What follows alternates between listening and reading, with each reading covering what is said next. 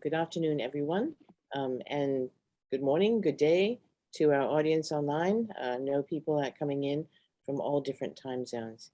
It is really my pleasure and privilege to introduce Professor Alma Harris, who is one of the leading authorities on school leadership, on educational change, and on equity and excellence in education. Professor Harris is Professor of Education and Deputy Head of School at the Swansea University School of Education in the UK. She is internationally known, as I said, for her research and writing on school leadership and system improvement. Professor Harris has written extensively on middle leadership, especially, and distributed leadership in schools. She has served as consultant to the World Bank and is past president of the International Congress for School Effectiveness. She is committed to equity and excellence in education, and her latest book, System Recall, Leading for Equity and Excellence in Education, was published by Corwin in 2020. Professor Harris is an international education advisor to the First Minister and Deputy First Minister of Scotland. And in fact, Professor Harris has done a wide range of work internationally in the area of leadership in schools and education reform. Professor Harris was also recently elected to serve on the Council of the Learned Society Wales. She was a member of the Independent Review of Qualifications 2020 in Wales. And most recently, she was the chair of an independent review of leadership for the Welsh Government. Professor Harris has chosen an extremely relevant and appropriate topic to talk about this afternoon. We know that we have all gone through difficult times, and those difficult times are not behind us yet. We also know that some of what we see in social media, in politics, etc., makes us question whether we have sort of lost our way morally or where our moral compass is. So Professor Harris's talk, Leading in Difficult Times, Revisiting Moral Purpose, I think will help to center us and focus us on important issues and ways in which to think about how we work our way through the biggest challenges and continue to lead. Alma, Professor Harris, thank you so much for being here. We look forward to your talk. Thank you very much, and it's a huge pleasure to be here this morning, your afternoon. I wish I was in Hong Kong, but unfortunately I'm not. I mean, not so sunny ways. Huge pleasure to give this talk, and I'm really grateful to the Academy for Leadership in Initiatives for Education for inviting me today. And as Professor Goodwin says, this is an interesting title because it captures in many ways the moment, and that moment, as she rightfully says, has not passed. So my talk today is very much about leadership, but it's about leadership within context, and I guess COVID-19 is the context. And the main argument of my talk today is the need to revisit our moral purpose and to decide what's worth fighting for out there and what's really important. Because as we've all experienced, there's been a lot of turmoil, a lot of white noise, a lot of distraction in our education systems. And maybe now, as we are coming through the pandemic, I don't think we're through it, but as we're coming through the pandemic, it may be time to ask ourselves the fundamental question: what is the core purpose of education? What's worth fighting for out there, as Andy Hargreaves and Michael Fullan would say? And what's the core purpose that we can really subscribe to as leaders in the education system, where we are, whether it's Hong Kong, it's Wales, Canada, it doesn't matter. I think the same questions are equally true about what's the most important thing when we look at our education systems and we look forward. One of the things I'm going to argue in this talk is this is no time to look backwards. It's no time to yearn for the times that were before. It's actually a good time to look forward and really set our moral compass in that direction as we look forward the next few years. You'll see there's my my Twitter handle there. So if you tweet, it'd be lovely if you tweeted some nice things about this talk. But if you've got any questions or any observations as we go through, it would be wonderful if you could put them on Twitter. I just want to start with this really, and this is what we know. There are two things that people complain about, and I guess during COVID times, these have been the two things. The first is the way things are. We've been very disconcerted by COVID and the way things are around COVID, including in schools, of course. And there's been a lot of complaining around the way things currently are and the disruption to our systems. But also the other thing people complain about is change. And I think that's what we've experienced during COVID, and we're still experiencing. So I guess the main part of my talk is going to be around, are we trying to get back to the way things were, or are we embracing change in a way that will take us forward? And I think my argument is we need to embrace the change that will take us forward. I mean, Michael Fullan, whose name you probably do know, the educational change guru, says that there is no improvement without change, and he's absolutely right. He also says that not all change results in improvement. So we need to select the right changes at the right time that suit our education systems, and just change for change's sake may not take us in the direction we want. So I think change for improvement. But what sort of improvement, what sort of changes, and what sort of moral purpose will guide us as we look forward in the next few years? I mean, I want to talk a little bit about system reform, because as this very timely title says, around the globe, we see so much reform and so little change. And this book by Charles Payne, now quite an old book, but still the title is one that I really envy, because I wish I'd thought of it first. It encapsulates everything we know about system level change, that there's so much reform, so much busyness in the policy machinery. But the question is, what difference does it really make to schools and to classrooms and to young people? And the answer sometimes is very little. And that's not necessarily because the change is the wrong change, or it's misconceived, or it's not being thought through carefully. It's because somehow there's a disconnect between that policy machinery and the reality of schools and classrooms. So much reform, so little change. And if we reflect upon that, the reasons for this, and this is common around the world, this is not just an issue in the United Kingdom or America or Canada, it's quite common. And if you look at the international evidence, as I've done, this will be a feature of what you see. Lots of reforms, lots of policies, but actually on the ground, relatively little change. Now, the reason for this and why I guess policy fails, and this is worth reflecting upon. The danger, I think, in COVID times is to generate more and more things and policies and ways of controlling the system again. And what we've discovered during COVID times is, of course, the system is uncontrollable, because in times of crisis, it goes in directions that we would never anticipate. So why education reform fails is to do with not the nature of the policies themselves, but the fact that they come in large swathes.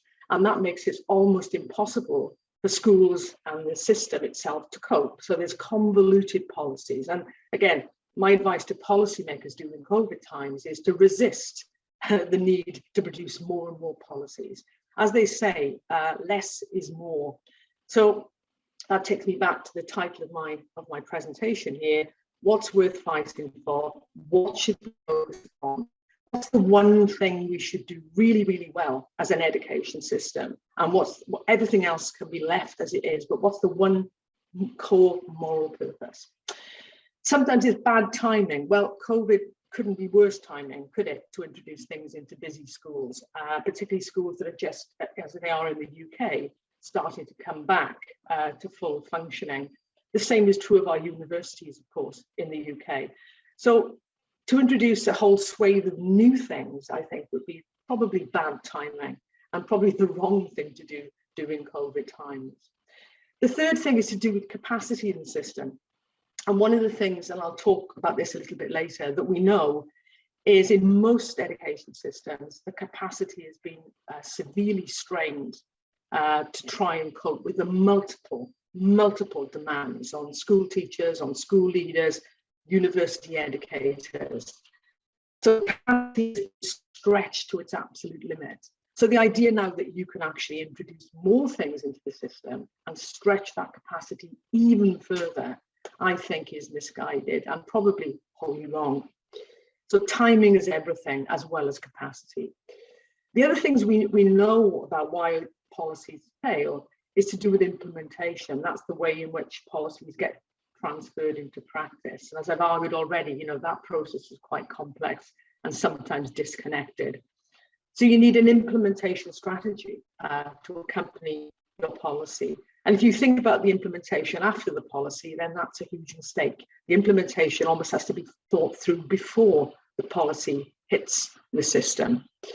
You need buy-in from teachers, and teachers right now, I don't know what they feel like in Hong Kong, but teachers in Wales, throughout the United Kingdom, I think, are tired.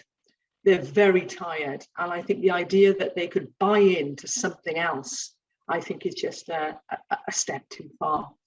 As I'll argue later, you know, it's the human capacity that runs an education system, not the bureaucracies.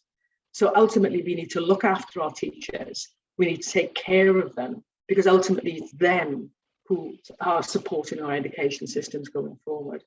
I think there's change fatigue. I also think, and it's odd to say this, but I also think there's screen fatigue, particularly for young people who've been trying to learn through this sort of medium. And probably for all of you out there, there's been an element of screen fatigue as you look at yet another Zoom or yet another Teams meeting, and your energy levels deplete. So we have to think about the change fatigue in the system, not just in our individual lives. And also what we see in many systems are changing priorities. And this has been so true during COVID. People have grabbed things, oh, that's the direction. No, we'll change direction, we'll go in this direction. And that constant change within the system is very distracting and very debilitating for those working within it. But what do we know about successful education systems? And of course, Hong Kong is one of those very successful education systems. But I think a couple of things we know, and it's important to remind ourselves, is that the system itself cannot outpace its people. As I said earlier, ultimately, it's within the system, the teaching capacity, the leadership capacity within the system. A system can't go any further than its human potential. So that's important to remember, and it signals to us the importance of teachers and teaching. And ultimately, as Andy Hargreaves would talk about, professional capital and professional capacity. And if we were to invest in anything to get us through COVID, it's the investment in teachers and teaching, probably not technology and sort of software. And I'll say a bit more about why I think that's the case in a moment. The only way to improve student learning, as John Hattie says, is to improve the quality of teaching. You know, that relationship is so fundamental. And here's something we've learned during COVID times. It's more fundamental because ultimately students disengage from a medium like this, but they can't disengage from a passionate, enthusiastic teacher who puts a hand on their shoulder, who sits down by them and talks to them. So we've learned the importance of teachers and teaching and the emotional labor that they do in their daily work. And I guess the final point is the point that Professor Goodwin talked about at the start of this lecture, and that's the importance of every child succeeding. And what we know during COVID is that there has been quite significant inequities of access to technology and to digital and online learning. And that may not be so acute in Hong Kong, but it certainly is acute in countries where there's huge disparities between those most privileged young people and those at the other end of the spectrum. So that takes me to equity. Successful education systems They focus on the right things and not the latest things. And during COVID, we've seen a lot of the latest. And right now, I think a lot of technological companies are poised on the periphery of our education systems, waiting to come in and take control of teaching and learning. But that's maybe the latest thing, but it's not the right thing. I mean, ultimately, technology can only take us so far. We've learned that during COVID. And technology is not the answer. Pedagogy is the answer. So if technology helps us to be better teachers, then great. But technology will never replace teachers. I think we've also understood that firsthand through COVID. So excellence through equity, not excellence and equity, excellence through equity. Our best education systems are equitable first and excellence second. So success for every child in every setting, not success for every child in some settings. So for me, the moral compass during this part of COVID and coming out of it, hopefully, is that education systems will focus way more on equitable education, not just excellent education. The two things, in my understanding, go hand in hand. So excellence through equity, and excellence not at the expense of equity either. These are the hallmarks of our best education systems. Now, Michael Fullan talks about the right drivers, and I think these are the drivers that remain right even in COVID times. I've talked about the importance of capacity building. If we were to do one thing, if I was to advise, the Hong Kong government or any government in the world, I would say this is the time to invest in your teachers. This is the time to put more resources into schools. This is the time to put more resources at the front line so that your leaders in your schools can do more with what they have. So capacity building within the system. We know that there is no improvement in teaching without ongoing professional. It has to be the right professional learning, of course, but investing in our teachers' professional learning is also a very important driver. May be a harsh word, but it's certainly a way of instilling excellence within the system. And the third thing that he talks about here is teacher-led change. Now, one of the things we've noticed during COVID is the way in which teachers have been leading. Now, when I talk about leadership, I'm not necessarily talking about them being formal leaders in the system, but they've certainly been leading. They've certainly had to be creative. They've certainly had to network with other leaders, teacher leaders rather, in schools. So teacher-led change, if leadership is influence, then teacher-led change is teacher-led influence in the system. I think we've seen that during COVID times, as teachers have had to manage a very unpredictable set of circumstances. And really importantly, they've had to rely on one another and to support one another through probably the most challenging times that they've ever faced. So that takes me to leadership. As we know, leadership is important in any context. Professor Goodwin, it's important in your context. Your leadership is important. It's important in schools, it's important in government. Leadership has looked a little bit like this and still looks a little bit like this during COVID times. Most of us have felt, particularly me as a leader in an organization, that I'm literally jumping off that precipice and I really do not know where I'm going to land. But if we talk about school leadership for a minute, the one thing that's remained consistent over time is the importance of school leadership as an influence on student learning. So apart from teaching and learning, which is the most important influence that I've talked about, school leadership is the second. In other words, we can't have great schools without great leaders and great teachers. So leadership is a very, very important influence in our school systems. And I would argue, going forward, post-COVID, if we ever get there, leadership is going to be even more important in our schools and school systems. But what do we actually know? And it's worth just reflecting on what we know about leadership. I mean, there's a lot that's been written. I mean, if you were to Google leadership right now, I don't suggest you do because you're obviously listening to me, but if you were to do it, you'd come up with millions of hits, as in there are so many things written about leadership. But when you synthesize it down, as I've done, and when you've looked at the evidence base, it's very clear that there is no organizational change anywhere in the world without leadership being fundamentally in the mix. No school, no business, no university has ever turned itself around or improved its performance without leadership being a major catalyst for that improvement. So that's why leadership matters. It matters significantly. I think we've also seen during COVID times far more reliance on collaborative, collective leadership. And when I talk about collaborative and collective, I don't mean cooperative leadership. Cooperative leadership is we can all cooperate, okay? But collaborative and collective leadership is deeper. It means that we're not just superficially engaging with each other, but we're really collaborating on matters that really matter, matters of importance to us. And that, in the school context, is pedagogy. I mean, one of the things, I wish I'd said this, like the Charles Payne quote, but this is important to remember, that isolation is the enemy of improvement.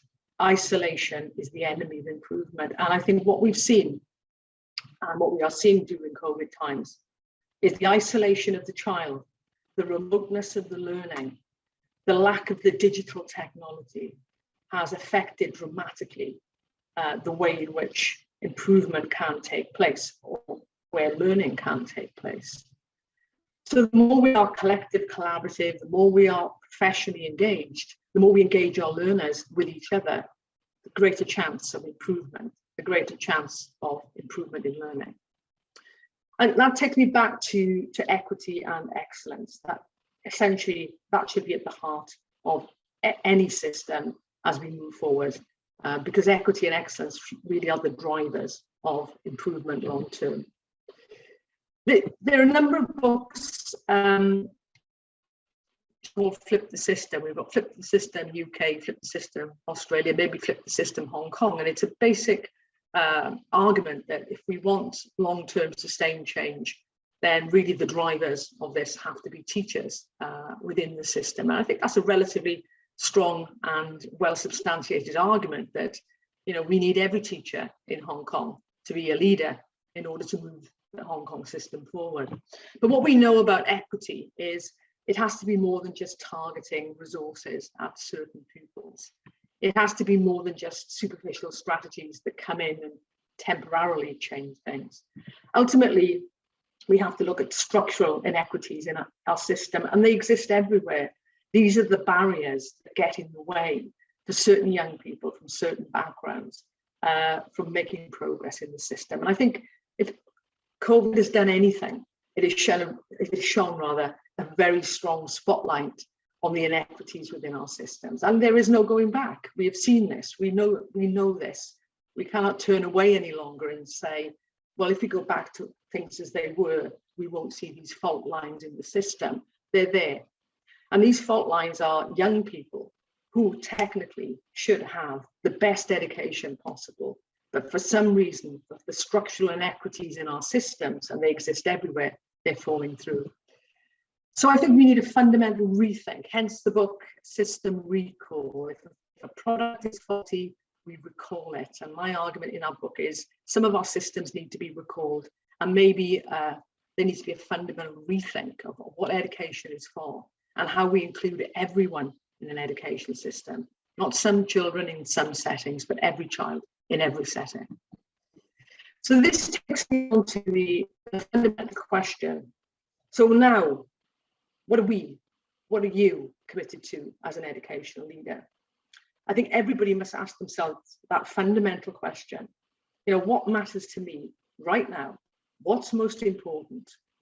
And I was talking to Professor Goodwin earlier about some of the things that are happening in her university and mine that could be distractions to asking that fundamental question: what matters most? Who matters most? What should we be really focusing upon as we move the system forward? And I guess the supplementary to that is, and has this changed during COVID? Are we now committed to different things?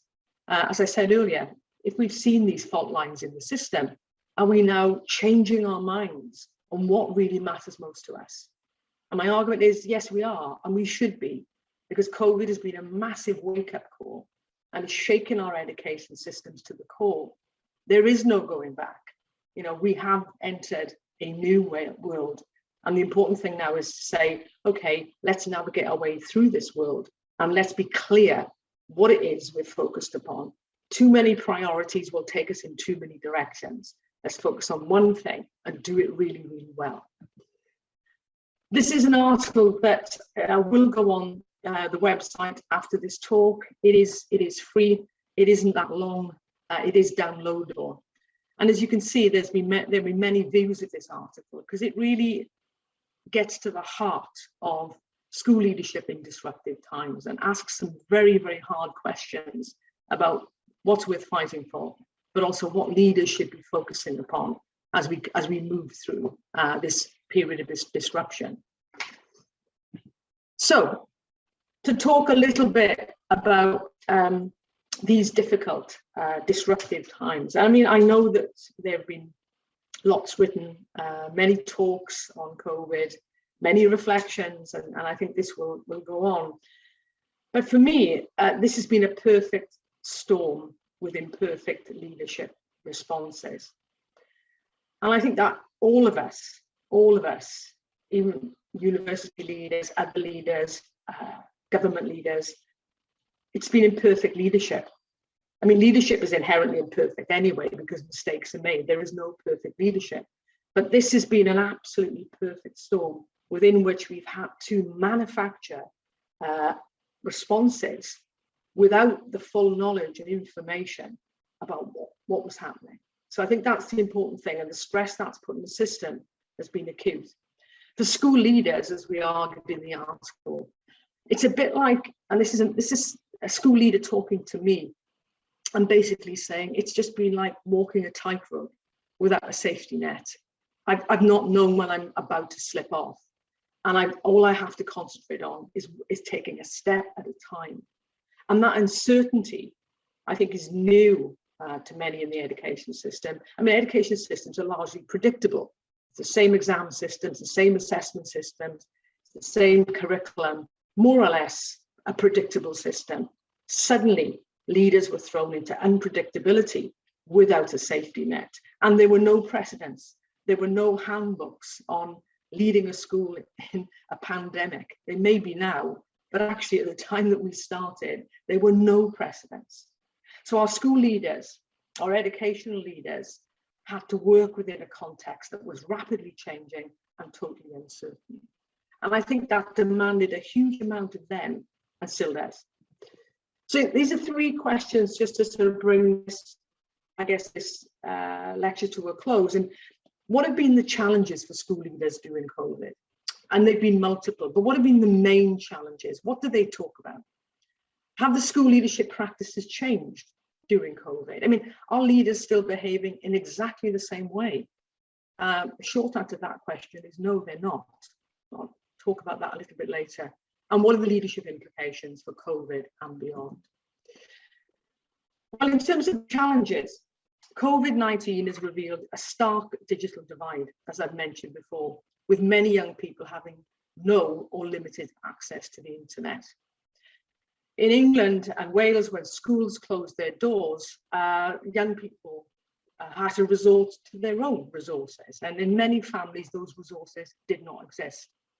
So when I'm told, well, we're all in this together, aren't we? We're all in COVID-19 together. And the answer is yes, we are.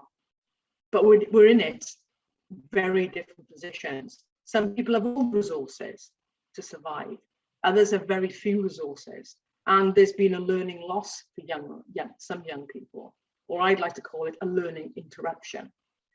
So this has been a challenge for many in schools, recognizing that young people haven't had the same experience outside school and don't have the same resources. There have been challenges for our students too. We know the evidence base on mental health and well-being for our young people. We know that they have struggled, and some are still struggling. Some have struggled to find the time, the space, the connectivity to carry on with their learning. And some have found this form of learning boring and, screen fatigue, low mood, etc. This over day in, day out, as we all know, can get very, very tiring because you're not engaged with the person on the screen in the same way as you would be engaged if you were in the same room.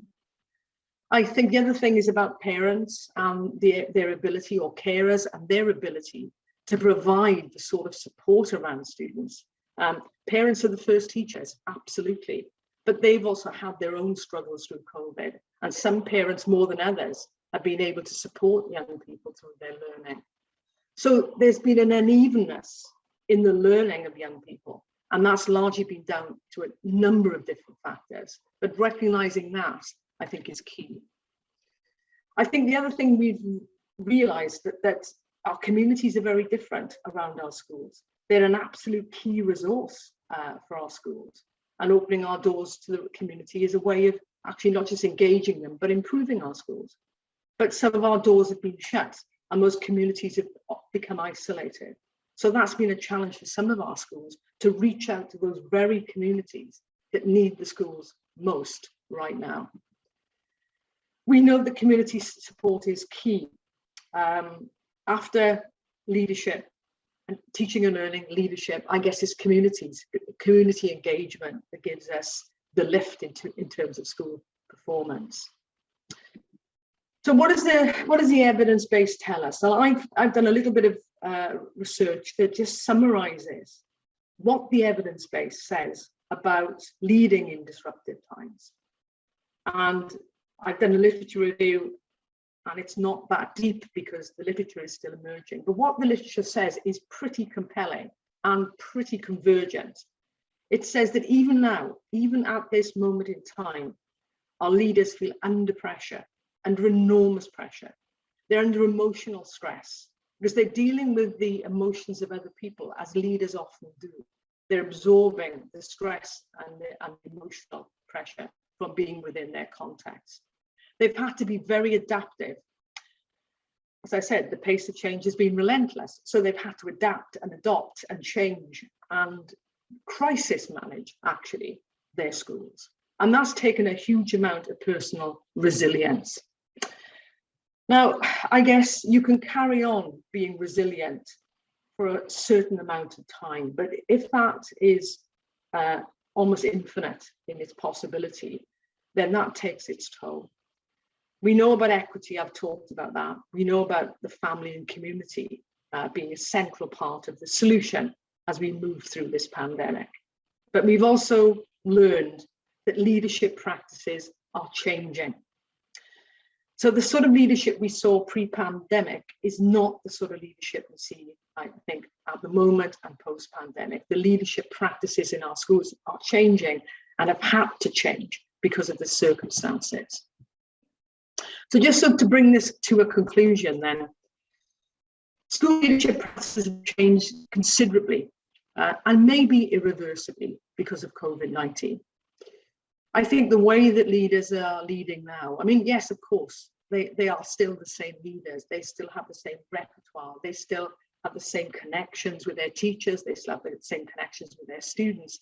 But something has changed within the context that means that their leadership practices are way more adaptive, way more focused on crisis management, way more, I think, creative and resilient than they ever were before.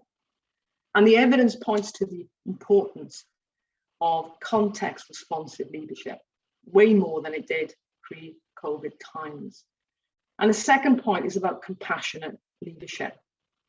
This is easy to say, we all need to be compassionate during these difficult times.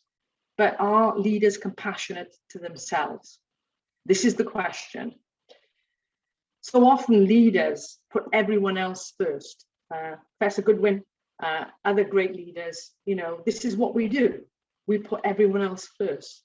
But what COVID-19 has taught us is, ultimately, if we don't have compassion for ourselves, it's very hard to have compassion for others. So the evidence base is pointing to the importance of leaders starting to be a bit compassionate towards themselves, to have empathy to themselves and to invest in themselves so that they can cope with the challenges going forward. We've also seen more distributed leadership. As Professor Goodwin said, I write and talk about this, but I think in a way, distributed leadership has just been a necessity during COVID times. It hasn't been a luxury, it's been a necessity. This is the only way that we've managed to communicate and stay in touch, is through our connections online. And we've been able to lead through our connections online. That is distributed leadership in action. Here's a challenge. I'm not 100% convinced that the leadership preparation programs that we had before COVID are now still relevant. I think we need to take a very hard look at teacher preparation, leadership preparation, and ask ourselves, is it still relevant? Possibly most of it will be relevant, but are we really future-proofing our teachers and our leaders for a post-COVID world, which might need and might mean some changes to professional learning? And I think we need some new programs that reflect upon those aspects of leadership that leaders have experienced during COVID times. And finally, I think compassionate leadership. The crisis and change management has to be part of any new leadership curriculum, I think. And this crisis and change management won't go away anytime soon. It's part of the ongoing pressure on leaders. But school leaders and other leaders, including myself and Professor Goodwin, need to be compassionate to ourselves. Because here's the thing, we're human beings first and leaders second. And unless we recognize the importance of investing in our own mental health and well-being, then how can we support others, particularly vulnerable learners within our contexts? Most schools in the United Kingdom and elsewhere are running on empty. In other words, they've depleted all their resources just to get through. Most are waking up, and just to get to the school gate is challenged because of the mental and physical toll on them. They're doing their absolute best, and they've done their absolute best. And let's be clear, it's our school leaders and our school teachers who have kept schools and education running right across the globe.